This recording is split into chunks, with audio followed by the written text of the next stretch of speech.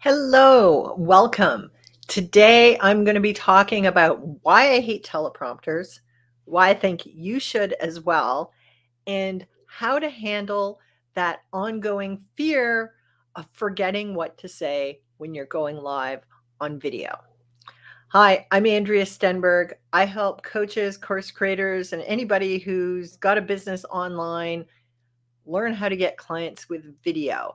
And before I dive in, I'd love to know, let me know in the chat if you're watching live or on the replay. I'm always curious to know where you're coming in from. And do feel free to ask questions in the chat. There's usually a bit of a delay before it pops up on my screen, but I do try to answer them as we go along.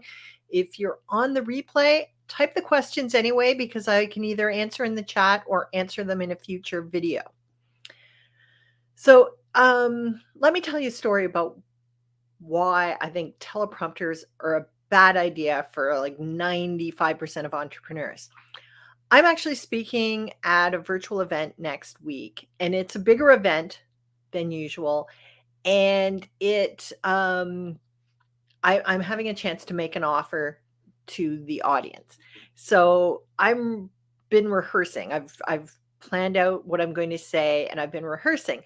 And last week I had a rehearsal with my coach, and I was going along, I was doing really well, and then I got to the section where I'm inviting people to sign up for my free thing. That was the offer I get to make to this audience. And even though it wasn't live, I was just rehearsing for my coach, I got nervous, so I started to read my script that I'd written out, and my coach stopped me right in the middle and yelled at me and said, "Stop it.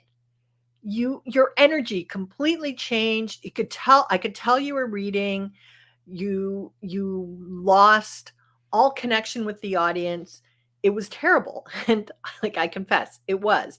And I don't know why I got nervous when I'm one-on-one with my coach.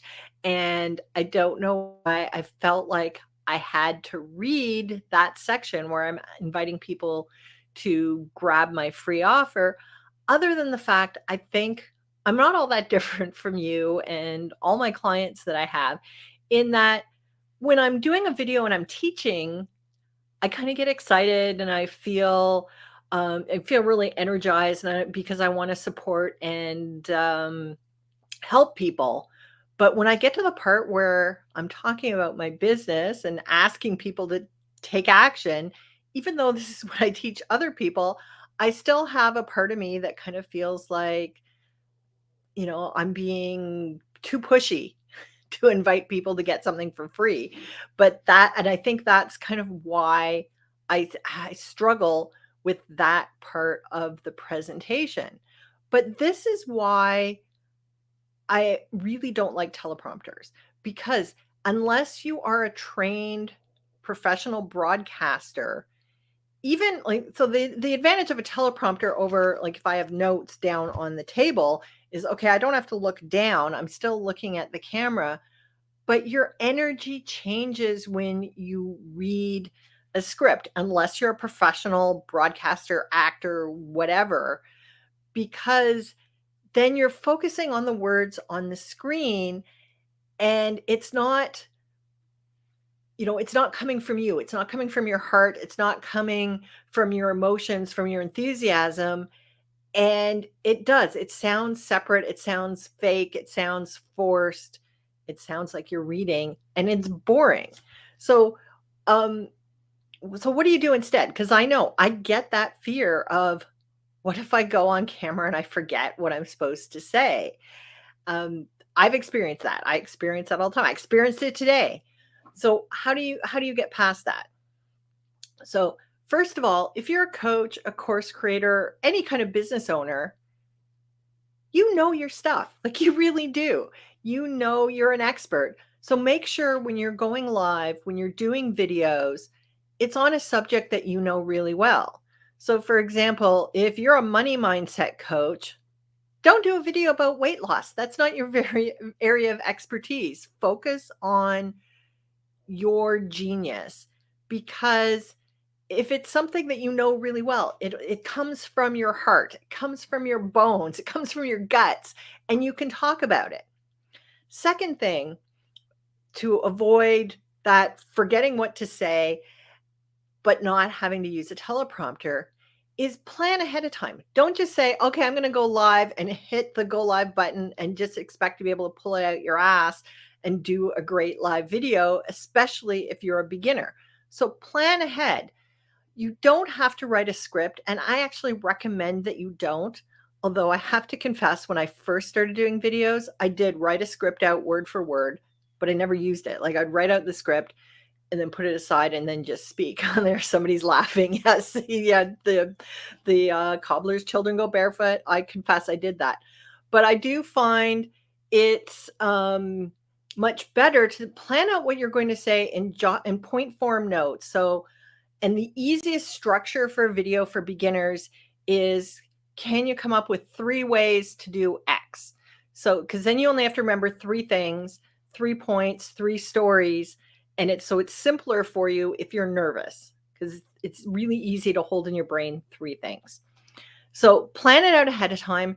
If you're really nervous, practice. But remember, it doesn't have to be perfect. If you're speaking on the phone to somebody, if you're one-on-one on Zoom, or if you're actually live and in person, do you sometimes stumble over a word? Absolutely. Do you sometimes forget what to say? Absolutely. Do you sometimes, forget somebody's name? That's my bad things. I forget people's names all the time. It happens, and you don't go run out of the room and come back and say, okay, I have to start the conversation over. No, you just correct yourself and keep going. And with a live video, you can absolutely do that. Even the professionals, if you're watching a live news broadcast or a live sporting broadcast, you've seen the broadcaster make a mistake, mispronounce something, forget a word, stumble over a word. They've done it. And that's what they went to school to learn how to do. That's what they're being paid to do. So you, as an entrepreneur who are making live videos, give yourself a break. Do not expect yourself to be perfect. Nobody else does. And even if you make a really horrible mistake, laugh it off. If nothing else, running a business, we should have some fun with it. And worst case scenario, like if it's really like horrible, if it really truly is the worst video you ever made, you can always delete it afterwards. But I promise you, it's never going to be as bad as you think it is. And then if you're like me, and when you get to that part where there's the call to action, oh yeah, here's somebody saying, so true. We get caught up in our own heads. And oh yeah, like I do that. I do that a lot. And even though I've probably done many times more videos than you have, but that still happens. But anyway, if you're like me and that part where you want to make a call to action, even if the call to action is just follow me on Facebook, like this post, whatever, if that starts feeling unnatural, or like, being that you're being too greedy or too pushy for asking, what I suggest you do is pick one call to action, and for the next 6, 8 videos that you do, use the exact same call to action so that you could practice it and get comfortable with it and become natural with making a call to action. Because let's face it, when you're doing videos on social media, it's because you're trying to grow your business, and you need to have some kind of call to action, even if it's a simple call to action like tell me if you're live or on the replay, so that you get your audience to do something. Because of course, the whole point of you doing this is you're trying to grow your business. So if you struggle with that call to action part, particularly the part where you're asking people to sign up for your lead magnet, your free thing that you give away to get people's emails, or if you're actually making a paid offer, or even if it's simple like follow me on Facebook, follow me on Instagram, follow me on wherever, practice it and use the same one for the next month. So to practice what I preach, I have a freebie, the one that I stumbled on and when I was practicing with my coach for the presentation I'm doing next week. It's a free report, 7 videos to make this month. And it's the 7 videos you can make. If you make 1 a week, that's you've got the next 2 months covered. And it's the different types of videos for the different stages of people who are in the buying journey. So some videos for people who've just discovered you, some people that know who you are a little bit, but they haven't built the trust. And then what I call the show me the money videos, where you're actually trying to get people either onto your email list or to actually buy from you. So if you don't have a copy of this and would like it, type 7 in the chat and I will send you the link after the video is over. Even if you're on the replay, type it in the chat. I will send it to you. And remember that you don't have to be perfect. Really, it's about the video is about getting people to know, like, and trust you. So you want people to see the real you, not the fake broadcaster you or the reading a teleprompter you. So thank you again for joining me. And if there's a topic that you would like to see me do on a future video, put that down below too, because if there, if there's something that goes, oh yeah, I could talk about that, I could help people with that, I might choose that for my next video. So thank you for watching. I will see you again soon.